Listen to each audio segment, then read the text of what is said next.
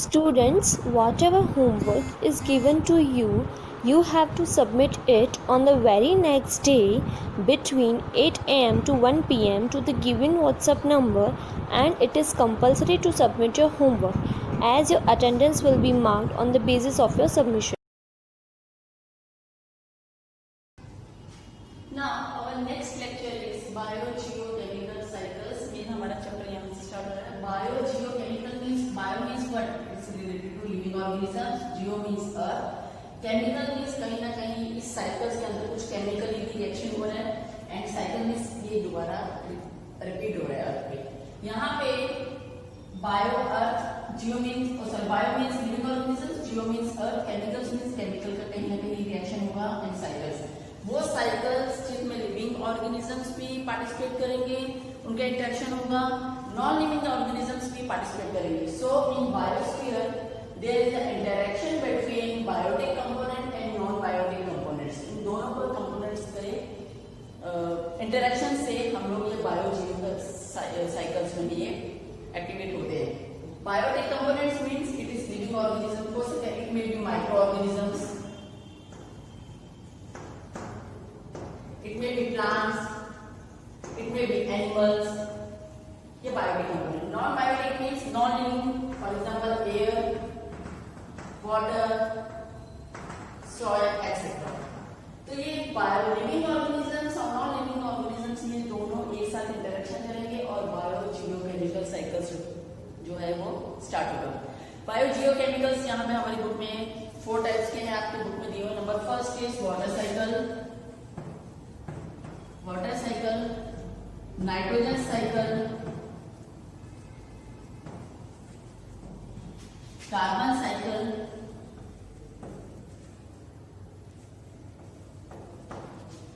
And oxygen cycle. Oxygen cycle. तो ये 4 cycles जो है हम लोग स्टडी करेंगे under this heading biogeochemical cycles. इसके अंदर biotic component and non biotic component जो है वो ये साइकिल्स को चलाएंगे. वाटर साइकिल ये तुम लोगों ने प्रीवियस क्लासेस में बहुत बार पढ़ चुके हैं, और अभी भी मैंने आपको वाटर साइकिल एक्सप्लेन किया था कि अर्थ का सरफेस है, यहाँ पे रिवर्स, पॉन्ड्स और यहाँ फिर सी, यहाँ से पानी जो है इवेपोरेट होगा. आपकी बुक में पेज नंबर 197 पे देखो, सी द डायग्राम.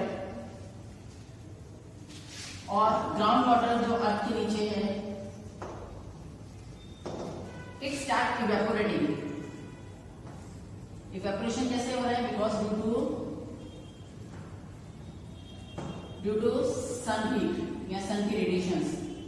सन की हीट के कारण ये वाटर जो है इवेपोरेटेड. यहाँ पे हमारा एटमॉस्फेयर था. The water it start evaporated and goes to the atmosphere.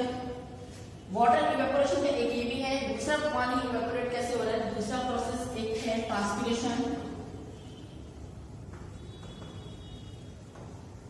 Transpiration क्या है? It is a process of losing of water from the leaves. Leaves के ऊपर छोटे छोटे पोर्स हैं जहां से ये पानी इवेपोरेट होकर ऊपर एटमॉस्फेयर में जाता है. यहाँ पे स्ट्रोमेटा है. स्ट्रोमेटा जो है वो ट्रांसपिरेशन प्रोसेस में हेल्प करवाएंगे, ओपन हो जाएंगे, और यहाँ से वाटर जो है एक्सेस जो है it goes to the atmosphere. तो यहाँ ये भी एक प्रोसेस है कि जिसके थ्रू पानी जो है इवेपोरेशन के साथ एटमॉस्फेयर में जाएगा. Number second, respiration.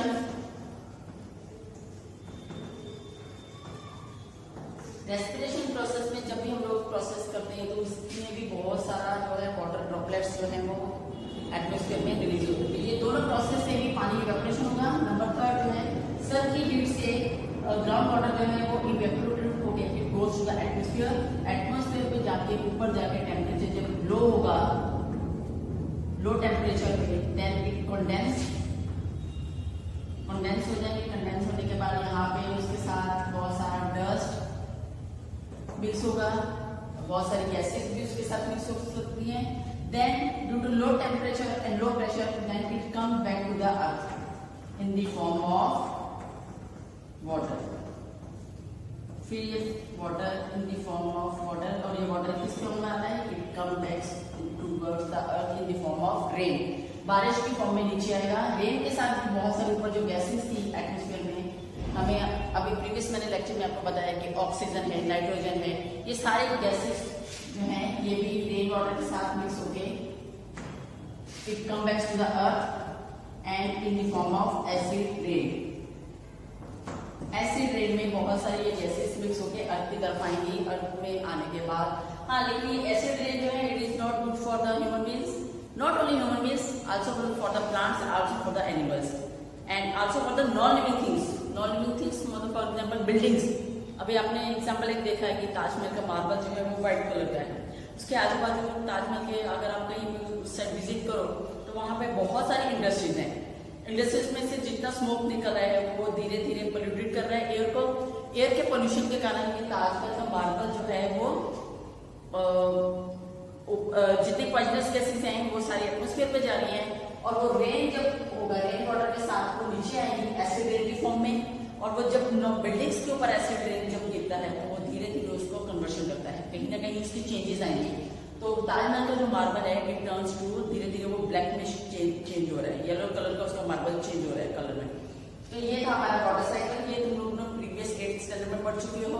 नेक्स्ट आ रहा है हमारा cycle the nitrogen cycle. Nitrogen हमें पता है कि ऊपर गैसेस बहुत सारी एटमॉस्फेयर में मिक्स है, उसमें एक गैस जो है नाइट्रोजन की है। नाइट्रोजन साइकिल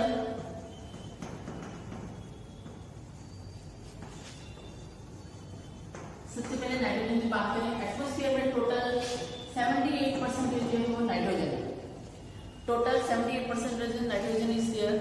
अब नाइट्रोजन जो है उसको हम लोग बहुत जगह में हम लोग अपने डेली लाइफ में भी देखो, ह्यूमन बीइंग्स के जितने भी न्यूक्लिक एसिड है it is made up of nucleic acid. For example DNA, RNA, DNA and RNA these are made up of protein और ये प्रोटीन जो है इसके अंदर नाइट्रोजन का कंपोनेंट आपको मिलेगा। So nitrogen is found in other vitamins. Nitrogen ये जनरली कॉन्सेप्ट है कि नाइट्रोजन आप कहाँ पे लेते हो। नाइट्रोजन जो है बहुत सारे एल्कलॉइड्स में मिलती है and it is also found in uric acid. Uric acid के अंदर भी नाइट्रोजन में मिलता है।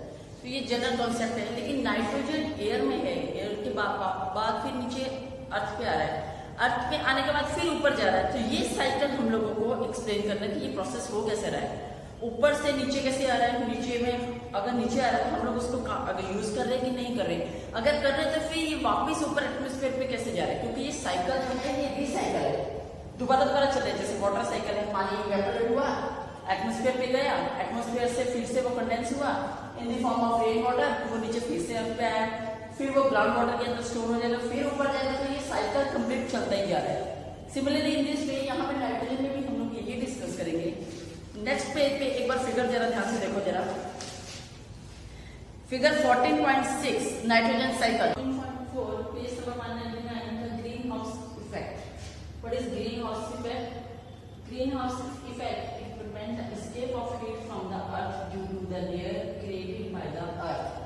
अर्थ के ऊपर जितने भी, फॉर एग्जाम्पल ये ग्रीन हाउस गैसेस है, कार्बन डाइऑक्साइड और methane. Carbon dioxide and methane they increase the temperature of the earth. Temperature increases, as the temperature increases more radiations from the sun they come towards the earth। Ultra red radiations जो है सन से वो अर्थ की तरफ आ रही हैं, मोर आ रही हैं, ज्यादा आ रही हैं। ज्यादा आने के कारण ये जितनी भी गैसेस एटमॉस्फेयर है, कार्बन डाइऑक्साइड और मीथेन जो है ये अर्थ के टेम्परेचर को डे बाय डे इंक्रीज कर रही है। डे बाय डे इंक्रीज होने के कारण अर्थ के अंदर बहुत सारी चेंजेस आ रही हैं। ये जो इफेक्ट आ रहा है कि ये गैसेस कार्बन डाइऑक्साइड और मीथेन अर्थ के टेम्परेचर को इंक्रीज कर रही हैं, this is called the green house effect. Now ये क्यों हो रहा है? बिकॉज हमारे खुद की एक्टिविटीज के कारण हम लोग डे टू डे लाइफ में बहुत सारे कंबस्शन फ्यूल्स यूज कर रहे हैं, फॉसल फ्यूल्स का बर्निंग कर रहे हैं। तो कार्बन डाइऑक्साइड की जो क्वालिटी है एटमॉस्फेयर में काफी सारी इंक्रीज हो गई है। वो इंक्रीज होने के कारण अर्थ का temperature day by day increase हो रहा है। तो इसीलिए आप लोग देखोगे हमारे क्लाइमेट में डेली अभी चेंज आ रही है। रेनी सीजन के टाइम पे एकदम हॉट हो रहा है, हॉट के टाइम पे एकदम रेनी सीजन आ रहा है। This is due to the change in climate. Next topic is ozone layer. Ozone layer क्या है कि आप देखो ऑक्सीजन जो है हमारी मोस्टली एलिमेंट्री फॉर्म में आती है, लेकिन अर्थ के ऊपर जो एटमॉस्फेयर का लेयर है इससे थोड़ा सा ऊपर जाके हम लोग अगर ऑब्जर्व करें तो वहां पे हमें यहाँ पे for example this is the atmosphere. Atmosphere के अंदर जो है एलिमेंट्री फॉर्म में ऑक्सीजन जो है वो 2 मॉलिक्यूल्स हैं। अगर इसके साथ एक ऑक्सीजन और ऐड होगा then it forms the ozone. और यहाँ पे हमारे पास ये this is called the ozone layer. Ozone layer actually क्या है? Ozone layer it is the protective layer जो हमारी अर्थ को प्रोटेक्शन देती है। कहाँ से किसके लिए प्रोटेक्शन हो रहा है? वो सन में से जो रेडिएशन आ रही है जो अर्थ के टेम्परेचर को हीट कर रही है उससे हमें वो लेयर जो है प्रोटेक्शन दे रही है। लेकिन ये लेयर जो है डे बाय डे इसका डिप्लेशन हो रहा है, मतलब डे बाय डे इसकी लेयर थिक हो रही है। ये रीजन बिकॉज कुछ गैसेस ऐसी हैं फॉर एग्जाम्पल CFC जिसके अंदर कार्बन और फ्लोरीन का कंपोनेंट है कि हमारी AC में फ्रिज में से ये गैसेस रिलीज होती हैं। ये गैसेस जो है ओजोन लेयर को डे बाय डे डैमेज कर रही हैं और इसको डैमेज करने के कारण हमारा अर्थ का जो टेम्परेचर है यहाँ पे नीचे, क्योंकि सन की रेज जो है ये एक मतलब समझो इन शॉर्ट ये एक शील्ड का काम करती है। जैसे हम लोग बुक्स के ऊपर एक कवरिंग करके रखते हैं कि हमारी बुक अंदर डैमेज नहीं हो, हमारी बुक जो है आप प्रोटेक्शन है आप लोग भी कवर करते हो। तो ओजोन लेयर जो है अर्थ के प्रोटेक्शन का काम करती है कि सन की तरफ से जो इंफ्रारेड रेडिएशन आ रही है वो अर्थ तक पहुंचे नहीं, क्योंकि अर्थ तक वो रेडिएशन सीधा डायरेक्टली आएंगे तो अर्थ का टेम्परेचर इंक्रीज करेगी। अर्थ का टेम्परेचर चेंज होगा, उससे रिजल्ट क्या आएगा कि जितनी फॉर एग्जाम्पल पोलर रीजन्स है जहाँ पे आइस है तो वो ग्लेशियर धीरे धीरे मेल्ट हो रहा है। ग्लेशियर्स धीरे धीरे टेम्परेचर इंक्रीज होने के कारण मेल्ट होने के कारण क्या है ग्लेशियर जो है आपको पता है वो आइस से बने हैं। तो आइस जो है वो धीरे धीरे it start melting and it towards to the water और सी का लेवल जो है वो इंक्रीज हो रहा है, सी लेवल इंक्रीजेस। सो अर्थ के अंदर बहुत सारी चीजें, लेकिन ये ओजोन लेयर जो है हमारे लिए अच्छी है। जनरली अगर ओजोन की बात करें इट इज पॉइजनस, लेकिन ओजोन लेयर जो है वो हमारी अर्थ को प्रोटेक्शन दे रही है, एक शील्ड का काम कर रही है। लेकिन ह्यूमन बीइंग्स की एक्टिविटी के कारण हम लोग डिफॉरेस्टेशन ज्यादा कर रहे हैं। हम लोग काफी सारे व्हीकल्स में से जो है हम लोग ज्यादा यूज करें जिसमें से बहुत सारे पॉइजनस गैसेस निकल रही हैं जो एटमॉस्फेयर के ऊपर खराब कर रही हैं। कार्बन डाइऑक्साइड का quantity day by day increase हो रहा है। कार्बन डाइऑक्साइड का क्वांटिटी इंक्रीज होने के कारण ये ऊपर की ओजोन लेयर डिस्टर्ब हो रही है डे बाय डे। अभी हम लोगों ने रिसेंटली देखा कि अंटार्कटिका में वहां पे देखा गया कि ओजोन लेयर जो है उसके अंदर होल हो गया, there is a hole present at the ozone layer. और ये कहां पे हम लोगों ने ऑब्जर्व किया, साइंटिस्ट ने they observe at the surface of Antarctica. तो ओजोन लेयर का लास्ट टॉपिक था। इससे पहले क्योंकि ये दोनों टॉपिक एक दूसरे के साथ रिलेशन में थे, ये टॉपिक को मैंने इसलिए डिस्कस करा कि ग्रीन हाउस इफेक्ट और ozone layer. Green house effect, green house आप लोगों ने कई बार देखा होगा जहां पे भी प्लांट्स रखे जाते हैं वहां पे देखो ऊपर नेट का ऐसे घर बनाया जाता है ऐसे, उसके ऊपर यहाँ पे नेट की ग्रीन कलर की कवरिंग की जाती है ऊपर, और नीचे जो है प्लांट्स को वहां पे नर्सरी में रखा जाता है या प्लांट्स को इम्प्लांटेड किया जाता है। बोटानिकल जितने प्लांट्स हैं वहां पे सब रखे जाते हैं। तो उसको हम लोग बोलते हैं कि ये है ग्रीन हाउस। ये ग्रीन हाउस क्या करेगा कि बाहर से जो सन की रेज आती है उससे अंदर वाले जो प्लांट्स हैं बोटानिकल गार्डन या कोई और दूसरे गार्डन या नर्सरीज भी जो है वो सेफ रहती है। सेम इसी वे में ग्रीन हाउस इफेक्ट जो है कार्बन डाइऑक्साइड और मीथेन के कारण इसके रीजन के कारण काफी सारे गैसेज, ये दोनों गैसेज जो रिस्पॉन्सिबल है अर्थ के टेम्परेचर को इंक्रीज कर रही है। इसी के साथ ये वाला टॉपिक ग्रीन का ozone layer formula is O3। Atmosphere से थोड़ी ऊपर जाके ओजोन लेयर स्टार्ट हो जाता है। एटमॉस्फेयर के ऊपर जाने के बाद ये ओजोन लेयर जो है एक शील्ड का काम करती है, कवरिंग का काम करती है जो हमारी अर्थ को प्रोटेक्शन देता है। दिस प्रोटेक्शन क्योंकि ये क्यों चाहिए, बिकॉज सन से ऊपर से जो रेस नीचे आ रही है this one ultra red radiation जो नीचे आ रही है वो हमारी अर्थ को डैमेज कर रही है। उससे क्या होगा, जितनी रेडिएशन ज्यादा आएंगी अर्थ का टेम्परेचर इंक्रीज होता जाएगा डे बाय डे, क्लाइमेट में चेंजेस आ रही हैं और चेंजेस होने के कारण एक एग्जांपल यहाँ पे मैंने बताया कि बड़े बड़े जो ग्लेशियर्स हैं जहाँ पे आइस है वो it start melting, water level increase होगा, वाटर लेवल इंक्रीज होगा तो सी में उसका वाटर लेवल इंक्रीज होने के कारण हो सकता है कि सुनामी या ये इस टाइप की जो है वो फ्लड्स जो है आने वाले फ्यूचर में हम लोगों को फेस करने पड़े। तो ये सिर्फ ह्यूमन एक्टिविटीज के कारण और हमें इससे प्रोटेक्शन बचा रहे, हमारी अर्थ जो है वो डैमेज नहीं हो किसी भी कारण। इसके लिए हमें सिर्फ एक ही चीज यूज करनी है कि पोल्यूशन कम, रिफॉरेस्टेशन ज्यादा, the use of more and more trees plantation, number second use of less vehicles, number third use of material which is not good for the environment, for example fuels का use कम करना है, fossil fuels का use कम करना है, और daily हम लोगों को जितना हो सके व्हीकल्स का कम से कम यूज करके आप अपना मतलब एनवायरनमेंट को क्लीन कर सकते हो। यहाँ पे हमारे ये 2 टॉपिक फिनिश हैं और लास्ट हमारे पास बेटे एक ही साइकिल बचा है, वो साइकिल है this one, this is the oxygen cycle page. In the previous science lecture, we are discussing about the 2 cycles. Number first is the water cycle. Number second is the nitrogen cycle. Now today we are going to study about the 3rd cycle, the carbon cycle.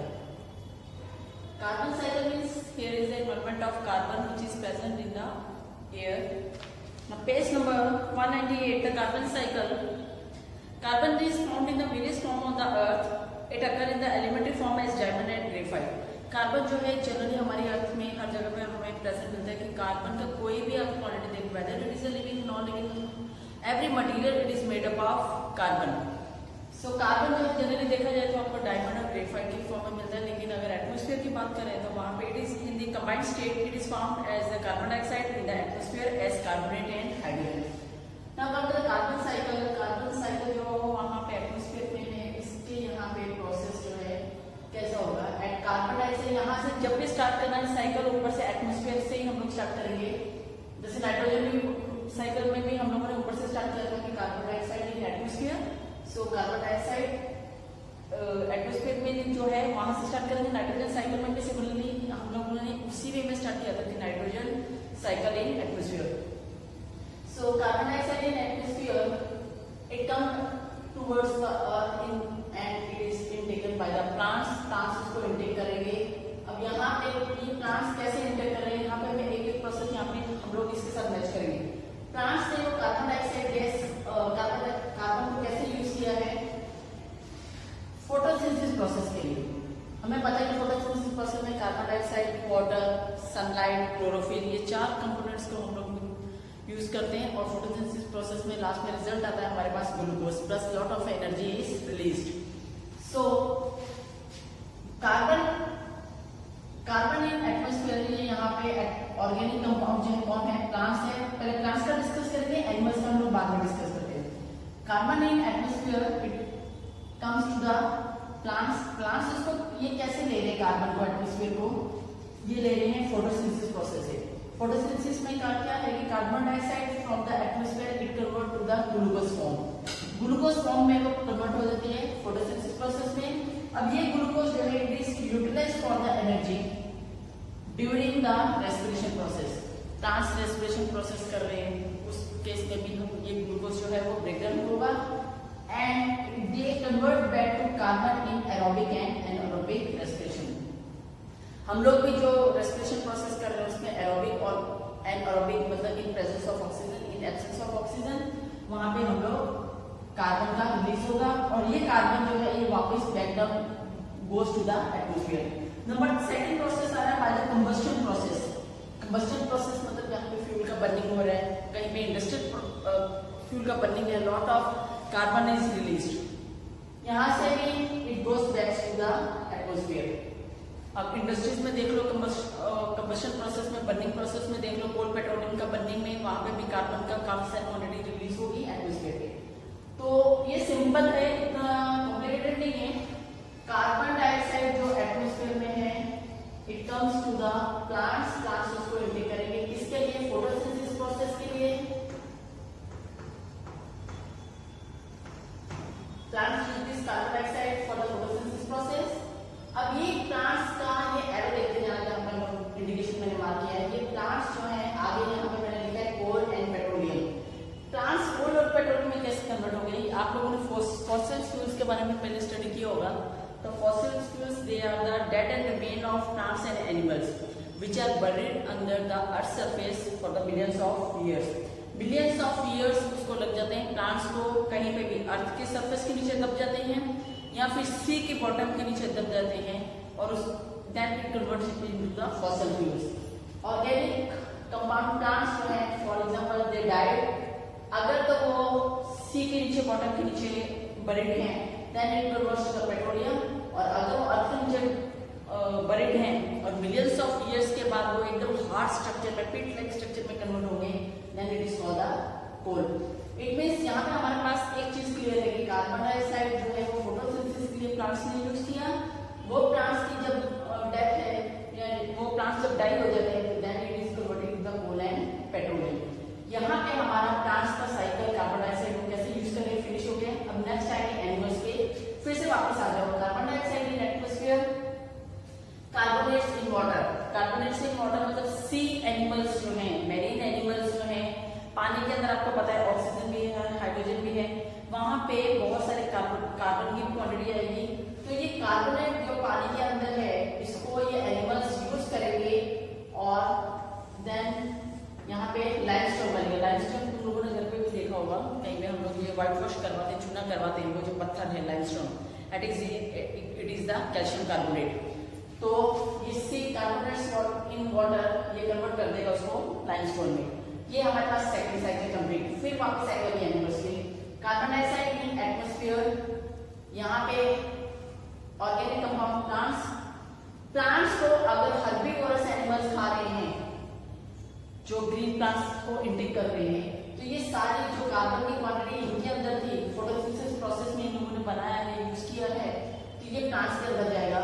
Plants जो हैं क्योंकि carbon की quantity साथ में आई है उन लोगों ने ग्रीन प्लांट्स को यूज किया. ग्रीन प्लांट्स को इंटेक किया अपने न्यूट्रिशन के लिए न्यूट्रिशन के लिए यूज करने के बाद इन एनिमल्स ने उनको कार्बोनेट शेल्स में कन्वर्ट कर दिए. कुछ सी एनिमल्स आप लोगों ने देखे होंगे कि उनके बॉडी जो है वो बहुत डेलिकेट है तो वो अपना एक्सोस्केलेटन और एंडोस्केलेटन बनाने के लिए कि अपनी बॉडी को प्रोटेक्शन रहे उनको उनकी बॉडी जो है सी की जो करंट वेव्स है उससे डैमेज नहीं हो जाए या बड़ा कोई इनको प्रे आके उनको उनकी बॉडी को डैमेज नहीं करे तो अपनी बॉडी के ऊपर एक वो सपोज जैसे ये स्नेल अभी मैंने आपको एग्जांपल स्नेल क्या करेगा अपने ऊपर एक कवरिंग बना देगा.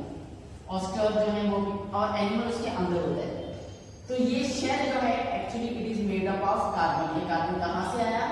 एनिमल्स ने प्लांट्स को इंटेक किया. प्लांट्स जो है उनको एनिमल्स ने इंटेक किया.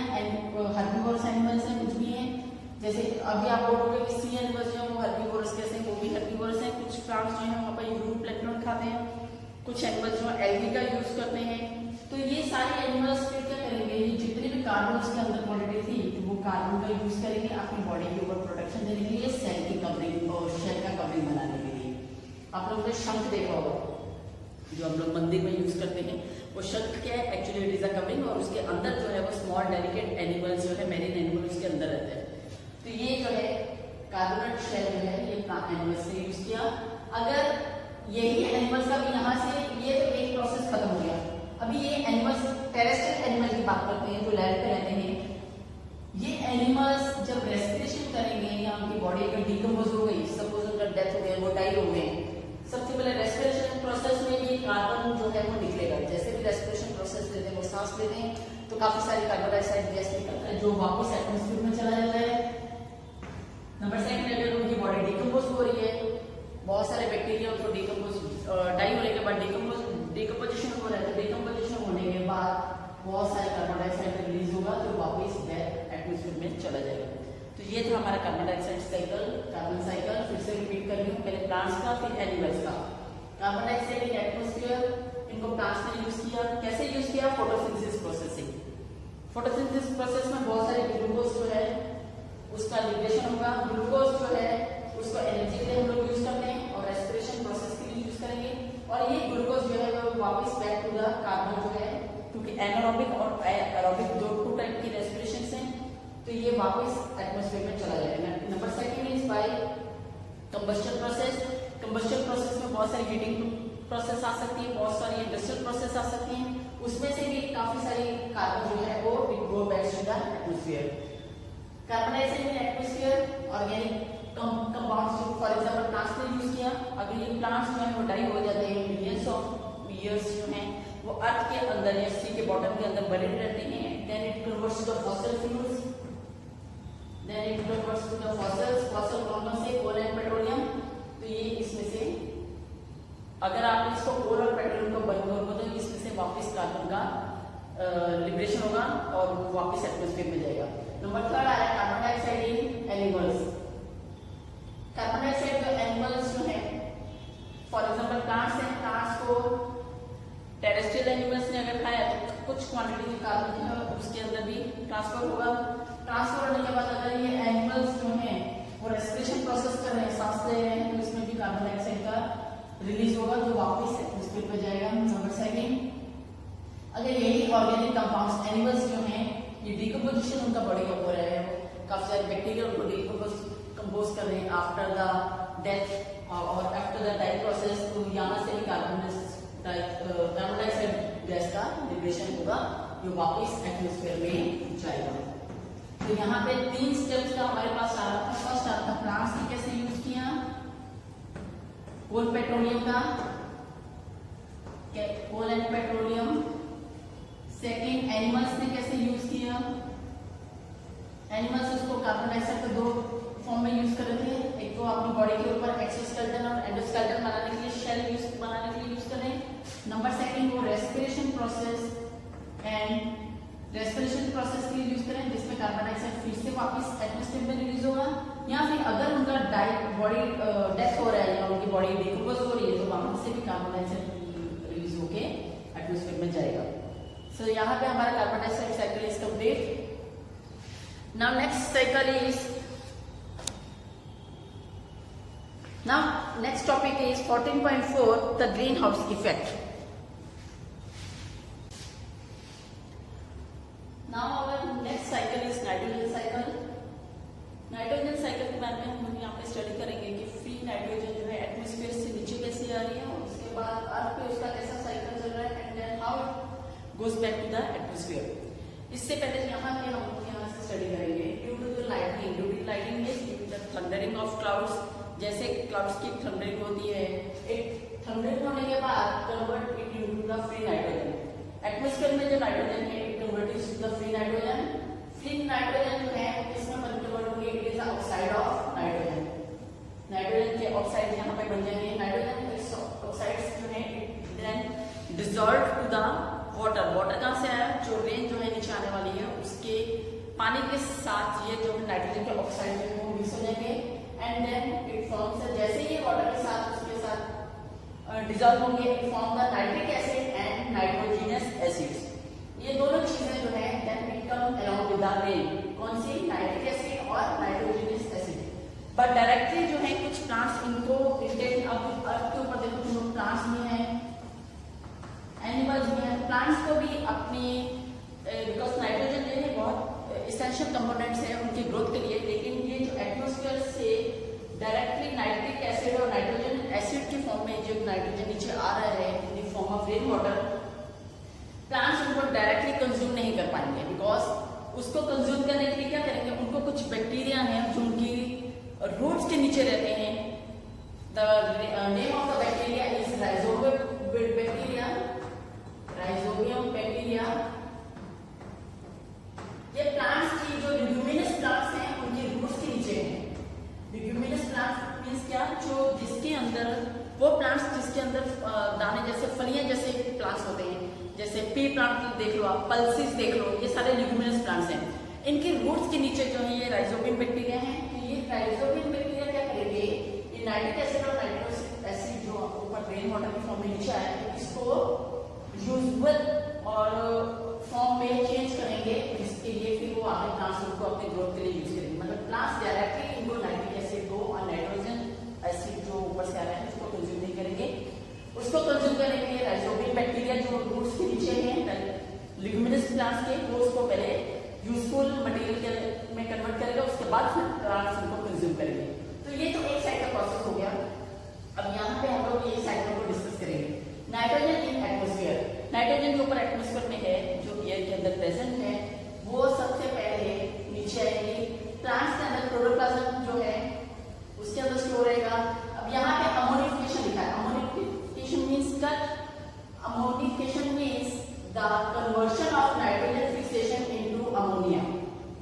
नाइट्रोजन जो ऊपर से आ रही है एटमॉस्फेयर से, उनको प्लांट्स जो है सीधा अमोनिया में चेंज करेंगे and this process is known as the ammonification. Ammonia जो है वो फिर वापस कन्वर्ट होगा नाइट्राइट्स में, NITRITES वाला वर्ड आ रहा है पीछे। नाइट्रेट्स जो है वो फर्दर कन्वर्ट होंगे नाइट्रेट्स में, NITRATES। दोनों में फर्क है, दोनों में ध्यान से देखना जरा चेंजेस इसमें। फिर से मैं रिपीट कर रही हूँ, नाइट्रोजन जो एटमॉस्फेयर में है वो रेन वाटर के साथ नीचे आएगा, प्लांट्स इसको अंदर डायरेक्टली लेंगे, लेकिन अभी वो अपनी ग्रोथ के लिए इसको कंज्यूम नहीं कर पाएंगे। उसको ये नाइट्रोजन जो ऊपर से आ रही है उसको डायरेक्टली प्लांट्स ने कन्वर्ट कर लिया इन अमोनिया। अमोनिया जो है उसको कन्वर्ट करेंगे नाइट्राइट्स में, नाइट्रेट्स जो है नाइट्रेट्स में कन्वर्ट होंगे और फिर ये नाइट्रेट्स जो है अगर प्लांट्स की डेथ हो रही है या प्लांट्स जो है कहीं पे डाई हो रहे हैं तो ये नाइट्रेट्स जो है डायरेक्टली फिर से एटमॉस्फेयर में चले जाएंगे। तो ये तो वो एक प्लांट्स का एक साइकिल कंप्लीट हो गया। अब नेक्स्ट हम लोग एनिमल्स के देखते हैं। फिर से एटमॉस्फेयर से नाइट्रोजन आया, नाइट्रोजन फिक्सेशन हुआ, नाइट्रोजन फिक्सेशन किया प्लांट्स ने किया, यहाँ पे राइजोबियम बैक्टीरिया जो उनको हेल्प करेंगे जो रूट्स के नीचे हैं। फिर वो अमोनिया में कन्वर्ट करेंगे, नाइट्राइट्स बनेगा, नाइट्रेट्स बनेंगे, नाइट्राइट्स जो है नाइट्रेट्स में कन्वर्ट होंगे और नाइट्रेट्स फिर वापस है नाइट्रोजन में कन्वर्शन वापस वो it goes to the back. तो ये कैसे जाएंगे जब प्लांट्स जो है उनका डेथ हो जाएगा। अब एनिमल्स के बारे में बात करें तो ये नाइट्रोजन जो एटमॉस्फेयर से आ रही है दिस वन, ये प्रोटोप्लाज्म इन एनिमल्स, ये एनिमल्स के प्रोटोप्लाज्म के अंदर रहेगी। उसके बाद एनिमल्स जो है जैसे अपना वेस्ट मटेरियल बॉडी से बाहर निकालते हैं, for example in the form of uric acid, तो यूरिक एसिड के अंदर भी अमोनिया का क्वांटिटी आएगा। वो अमोनिया फिर वापस नाइट्राइट्स में कन्वर्ट होगी, नाइट्राइट्स जो है वो नाइट्रेट्स में कन्वर्ट होंगे और उसके बाद ये जो है with the help of some bacteria ये वापस वो एटमॉस्फेयर को नाइट्रोजन में रिलीज करेगी। नंबर थर्ड प्रोसेस आ रहा है कि नाइट्रोजन में जो एटमॉस्फेयर का है this process is known as nitrification. Nitrification means atmospheric and industrial fixation. Industries में भी तुम लोगों ने देखा होगा कि बहुत सारी उसमें से स्मोक या कुछ भी है उसमें भी पॉइजनस गैसेस निकलती हैं। So conversion of nitrogen into nitrates. Nitrogen in atmosphere it directly converts to the ये एटमॉस्फेयर और इंडस्ट्रियल फिक्सेशन। यहाँ पे थर्ड स्टेप आ रहा है, पहले हम लोगों ने प्लांट्स का डिस्कस किया, जो लोगों ने फिक्सेशन कैसे किया, फिर एनिमल्स का, और नंबर थर्ड आ रहा है industrial fixation. This process of conversion of nitrogen of atmosphere into directly nitrates, with this process is known as the nitrification और ये इंडस्ट्रियल प्रोसेस है। ये नाइट्रिफिकेशन जो है यहाँ पे नाइट्रिफिकेशन मैंने लिखा हुआ है प्रोसेस का नाम, ये सीधा नाइट्राइट्स में कन्वर्ट करेगा, उसके बाद with the help of smoke और ये डायरेक्टली एटमॉस्फेयर में जाएगा। This is the whole nitrogen cycle. Nitrogen cycle जो है इसके लिए मेन जो है राइजोबियम बैक्टीरिया, क्योंकि प्लांट्स डायरेक्टली ये एटमॉस्फेयर नाइट्रोजन को इंटेक नहीं करेंगे, सबसे पहले उनको नाइट्रेट्स में कन्वर्ट करेंगे, देन नाइट्रेट्स जो है वो नाइट्राइट्स में कन्वर्ट होगा, उसके बाद फिर अपने ये इसके लिए ग्रोथ के लिए यूज करेंगे। तो ये था हमारा नाइट्रोजन साइकिल। इसमें 3 प्रोसेस आए हैं। नंबर फर्स्ट प्लांट्स ने कैसे यूज किया nitrogen atmosphere, number second animals ने कैसे यूज किया, कैसे उन लोगों ने नाइट्राइट्स में कन्वर्ट किया नाइट्रेट्स को, and number third industrial process में कैसे नाइट्रिफिकेशन हो रहा है और वो नाइट्रिफिकेशन से जो नाइट्रोजन निकला फिर वापस बैक एटमॉस्फेयर पे जाएगा। तो ये होल साइकिल जो है चलता ही रहेगा। That is why it is called the bio geochemical cycle. Biological इसमें कौन कौन इन्वॉल्व हो रहे हैं, बायोलॉजिकल इसमें बहुत सारे बैक्टीरिया जो हैं ये नाइट्रोजन को फिक्सेशन में हेल्प करवाएंगे। जियो मींस इसमें सॉइल का भी मतलब अर्थ का भी आ रहा है, अर्थ के ऊपर जो साइकिल है ये सॉइल का भी अंदर जो छोटे छोटे बैक्टीरिया उसको हेल्प करवा रहे हैं। और केमिकली भी ये जो है प्रोसेस जो है ये चल रहा है इंडस्ट्रियल प्रोसेस से, फिर वापस ये सारा नाइट्रोजन साइकिल कंप्लीट हो गया। तो ये नाइट्रोजन साइकिल जो है फुल आपको एक्सप्लेनेशन के साथ कोई डायग्राम जो है आपको नोटबुक्स में लिखना है। Now last cycle is oxygen cycle. Oxygen it is very essential for the living beings. Number second In elementary form, it is near about 21% oxygen is present in the atmosphere.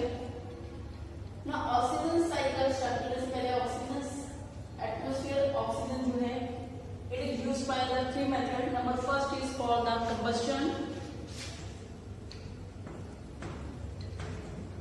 Number second process is respiration process. And number third is oxide formation of nitrogen. ये तीनों की form में oxygen जो है atmosphere oxygen को हम लोग use कर रहे हैं। अब यहाँ पे वापस साइकिल में आएंगे। For example oxygen cycle, oxygen atmospheric oxygen जो है इसको सबसे पहले रेस्पिरेशन के लिए प्लांट्स और एनिमल्स इसको यूज करेंगे। ये यहाँ पे सीधा मैंने प्लांट्स और एनिमल्स का अलग से डिमार्केशन नहीं देना है। Atmospheric oxygen it is used by the plants and animals for the respiration process. During respiration process, water molecule is released. These water molecules again it is used by the plant for the photosynthesis process, and for the photosynthesis process, atmospheric oxygen is again released in the atmosphere. Photosynthesis process में हम लोगों ने देखा था कि carbon dioxide plus water in the presence of sunlight and chlorophyll, it converts to glucose plus lot of energy is released. अब यहाँ पे ये जो कार्बन की या ऑक्सीजन की हम लोग बात कर रहे हैं प्लस ऑक्सीजन लॉट ऑफ ये देखो ऑक्सीजन कंपोनेंट डाल सकते हैं।